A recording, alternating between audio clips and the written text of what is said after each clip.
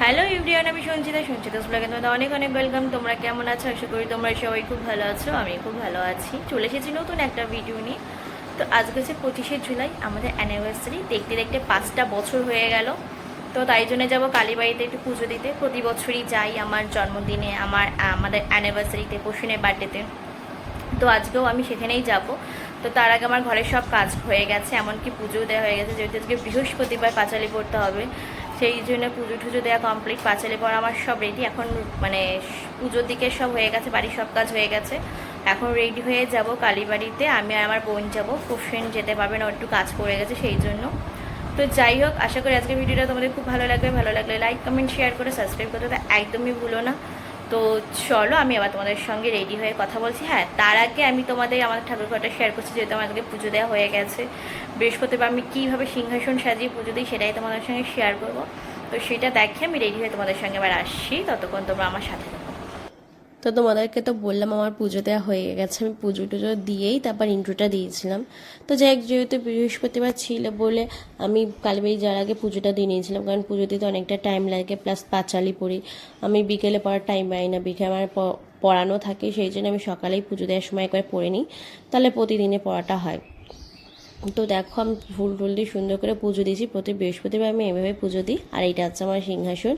তো পুজো টুজো দেওয়ার পর আমি রেডি হব। তো আমি এখানে একটা চুড়িদার আর শাড়ি রেখেছিলাম, ভাবছিলাম যদি দেরি হয় তাহলে চুড়িদার পরেই চলে যাবো, নয়তো শাড়িটাই পরবো। আর এই দেখো আমার বোনও চলে এসেছে, যেহেতু বললাম ও আমার সঙ্গে যাবে, পরশুদিন যেতে পারবে না তাই। তো আমি এখন রেডি হব। তো চলো, আমি আবার তোমাদের সঙ্গে রেডি হয়ে কথা বলছি, ততক্ষণ আমার সাথে থাকো। তো আমি এবার রেডি হয়ে চলে এসেছি। আমি এই শাড়িটা পরেছি, শাড়িটা মারাত্মক লেগেছে আমার।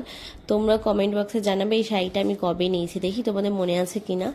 তো যাই হোক, আর ব্লাউজটাও খুব সুন্দর হয়েছিল, হাটের থেকে নিয়েছিলাম। তারপর আমি রেডি হয়ে তখন বেরিয়েছি 12:30, অনেকটা লেট হয়ে গেছে, কারণ পোষণ একটু গেছিলো গাড়ি নিয়ে কাজে। তো আসার পরেই আমি বেরিয়ে গেছিলাম, আর আমরা গেছিলাম আমি, আমার বোন আর আমার একটা স্টুডেন্ট। আমার স্টুডেন্টটাকে নিয়ে নৌকাকে ওর বাড়ি থেকে নিয়ে তারপর কালীবাড়িতে গেছিলাম। তো কালীবাড়িতে চলে এসেছি, এসে গাড়িটাকে রেখে ওদের দুজনকে এক জায়গায় দাঁড় করে আমি মিষ্টিটা আর ধূপকাঠি মোমবাতিটা কিনে নিয়েছিলাম। আর এই ভিডিওটা আমার বোন করে দিয়েছে, আমি যদিও ওকে বলিনিও। আমি এমনি বলেছিলাম যে কিছু কিছু ভিডিও করবো, কিন্তু এই ভিডিওটা করেছে আমি জানতাম না। তো যাই হোক, এখন মিষ্টি কেনা হয়ে গেছে, এবার আমি যাচ্ছিলাম ধূপকাঠি মোমবাতি কিনতে। আর তখন তোমাদের দেখালাম শাড়িটা আমি এক পিন করেছিলাম, কিন্তু এত বড় আঁচল হয়ে গেছিলো যে পরে আমি পিন আপ করে নিয়েছিলাম, কারণ গাড়ি চালাবো, বাই চান্স কখনো কিছু হয়ে যায় যদি। তো শাড়িটা আমার প্রচণ্ড ভালো লেগেছে, এত পছন্দ হয়েছে কি বলবো। তো আমার সব কিছু কেনা হয়ে গেছে, এবার যাবো মন্দিরের ভেতর। তো ভেতরে চলে এসেছি। আর আমি প্রত্যেক বছর আমাদের অ্যানিভার্সারিতে, পশুনের বার্থডেতে, আমার বার্থডেতে, তারপর নিউ ইয়ার, নববর্ষতে মায়ের কাছে আসবোই, মানে আসা মানে একটা আলাদা শান্তি। তো দেখো, এসে আমি এখানে বসেও পড়েছি। আর আমি যাওয়ার খানিকক্ষণ পরে পুজো শুরু হয়েছিল। প্রথমে ভেবেছিলাম হয়তো আমি যাওয়ার আগে পুজো শুরু হয়ে যাবে, তো না, শুরু হয়নি। তো এ দেখো, মা, আমাদের কালীবাড়ির মাকে দেখিয়ে দিলাম। আর এখানে সবাইরা অঞ্জলি দেবে, আমিও অঞ্জলি দিয়েছিলাম। সেই ভিডিওটা আর করিনি যদিও, কারণ বোনও অঞ্জলি দিচ্ছিল। তো তারপরে আমরা ঠিকঠাকভাবে মানে অঞ্জলি দিয়েছি, পুজো টুজো দিয়ে যে ধূপকাঠি মোমবাতিটা কিনে দিলাম সেইটা হচ্ছে মাকে। আর এদিকে শিবলিঙ্গও থাকে, তোমাদের তো আগেও দেখিয়েছি। তো সেখানে চারদিকে দেখিয়ে প্রণাম করে আমরা বেরিয়ে গেছিলাম। আর আমাদের অ্যানিভার্সারির দিন এত রোদ ছিল, বাপরে বাপ, কি বলবো। তো কালীবাড়ি থেকে বেরিয়ে গেছিলাম একটা মিষ্টির দোকানে, যেখানে দিদাবাড়ির জন্য কিছু মিষ্টি কিনতে হতো, কারণ বৃহস্পতিবার বললাম দিদা মিষ্টি দিয়ে পুজো দেয়। তো সেই জন্য মিষ্টি কিনে আমি দিদাবাড়িতে দিয়ে এসেছিলাম, কারণ আমি গেলেই দিদা পুজো দেবে। তো আমি যখন দিদাবাড়িতে গেছিলাম তখন দিদা পুজো দেওয়ার জন্যই বসছিলো, ঠিক টাইমে আমি গেছিলাম, কারণ আমি যদি কালীবাড়ি যেতে অনেকটা লেট হয়ে গেছিলো, আর পুজোটাও অনেকটা লেটে বসেছে। তো দিদাবাড়ির কাজটা মিটে আমি একবারে বাড়ির দিকে চলে এসেছিলাম। তো দেখো আকাশটা কি দারুণ লাগছে। আর দিনের বেলা আকাশ এরকম, আর রাত্রেবেলা যে কী পরিমাণে বৃষ্টি হয়েছে কি বলবো। তো এইদিকে আমার একটু বাড়ি আসারও তাড়া ছিল, কারণ বাড়িতেও মায়ের একা সব কিছু করছিল। আমি যে মানে বাড়ির ঘরের কাজগুলো করে গেছিলাম, রান্নাঘরের কাজ মা একাই করেছিল। তো ভেবেছিলাম এসে হয়তো হাতে হাতে কিছু করব। তো বাড়িতে এসে দেখি মা সব রান্না হয়ে গেছিলো, মাংসটা খালি বাবা করছিল।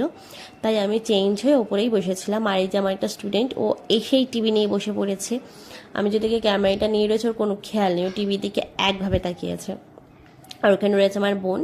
তো তারপরে কোনো ভিডিও বানিয়ে খেয়ে দিয়ে ঘুমিয়েছিলাম।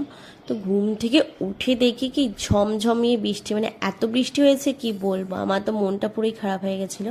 আর এইদিকে ওর কাণ্ড দেখো, আমি ঘুমিয়েছি, আমার ভাই ঘুমিয়েছে, আর ও একভাবে সেই টিভি দেখেই যাচ্ছিলো, মানে ও ঘুমালো না, এখানে আমার ভাই ঘুমাচ্ছে। তো তারপরে ওকে দিয়ে আসার কথা যে 6টার সময়, তখন তো খুব বৃষ্টি হচ্ছিল। তারপরে বৃষ্টি কমার পরে ওকে বাড়িতে নিয়ে যাবো, তো তার আগে ওকে একটু ম্যাগি করে দিয়েছিলাম, ম্যাগি খাইয়ে তারপর ওকে বাড়ি দিয়ে এসেছিলাম আমার ভাই। আর এদিকে আমি একটু চুড়িদার পরে রেডি হয়ে নিয়েছিলাম, কারণ আমাদের গ্রুপের সবাই আসবে, সবাই বলতে কি 3জন আসতে পারেনি বৃষ্টির জন্য, তার আসতে পেলেও খুব ভালো লাগতো। তো ভাই ওকে দিয়ে এসেছে, এবার এইদিকেরা সবাই চলে এসেছিলো আর আমাদের জন্য একটা গিফট এনেছিল। তো সেইটাই আমি ওপেনিং করছিলাম, গিফটটা তোমাদের দেখাচ্ছি। তার আগে যেটা বলছি যে অনেক দিন পর আমরা সবাই একসঙ্গে বসেছি, অনেক মজা করেছি, অনেক ভালো সময় কাটিয়েছি। ওরা আসার পর সেরকম আর কোনো ভিডিও করতেই পারিনি। এইটা আমার ফোন থেকে আমার ভাই যেইটুখানি করে দিয়েছে গিফট আনবক্সিংয়ের ভিডিওটা, সেটাই তোমাদের সঙ্গে শেয়ার করছি, কারণ জানোই তো আমরা এক জায়গায় থাকলে সেইভাবে ভিডিও করা হয় না। আর ওরা আমাকে একটা ফ্লাওয়ার ভাস দিয়েছিল, দারুণ পছন্দ হয়েছে, মানে এত ভালো লেগেছে কি বলবো। থ্যাংক ইউ সবাইকে এত সুন্দর গিফট দেওয়ার জন্য। অনেক দিন পর আমরা এক জায়গায় বসলাম একসঙ্গে, কারণ কোনো রকম কোনো অকেশন ছিল না আর বসা হচ্ছিল না, সেই জন্য। তো আমাদের অ্যানিভার্সারিতে সবাই বসেছি, কিন্তু ওরা 3জন আসলেও আমার আরও বেশি ভালো লাগতো। কিন্তু কী করবো, বৃষ্টির জন্য রাতে এত বৃষ্টি হচ্ছিল, মানে যেখানে দিনের বেলা এত রোদ আর রাত্রেবেলা মানে দিনে যেরকম রোদ রাতে সেরকম বৃষ্টি। প্রতি বছর আমার বার্থডেতে, আমাদের অ্যানিভার্সারিতে বৃষ্টি হবেই হবেই, জানি না কেন। তো ওই গিফটটা আমি আনবক্সিং করছিলাম, আমার এত পছন্দ হয়েছে, এটা আমার শাশুড়িকেও দেখিয়েছি, তারও খুব পছন্দ হয়েছে। সত্যি সত্যি খুব সুন্দর হয়েছে, আর অনেক দিন পর আমরা খুব মজা করেছিলাম। আর এই গিফট আনবক্সিংটা করার সময় যে চারপাশ থেকে এত রকম কথা শুনছিলাম, মানে আমি খালি হাসছিলাম। আর তোমরা ভেবো না যেখানে পোষণ ছিল না, পোষণও ছিল, কারণ আমি আর ও দুজন দু জায়গায় বসেছিলাম, সেজন্য গিফটটা আমি একা আনবক্স করছিলাম। তো এই দেখো, এই ফ্লাওয়ার ভাসটা ওরা দিয়েছে, আমার তো সত্যি খুব পছন্দ হয়েছে। আর ওরা চারদিকে সবাই বসে, কাউকে দেখাতেই পারেনি, কারণ আমার ভাই জাস্ট এই আনবক্সিংয়ের ভিডিওটুকুই তুলেছে, চারপাশে যে বসে রয়েছে কাউকে দেখা যাচ্ছে না। আর পাশে এক ঝলক নদী থেকে দেখা যাচ্ছিলো।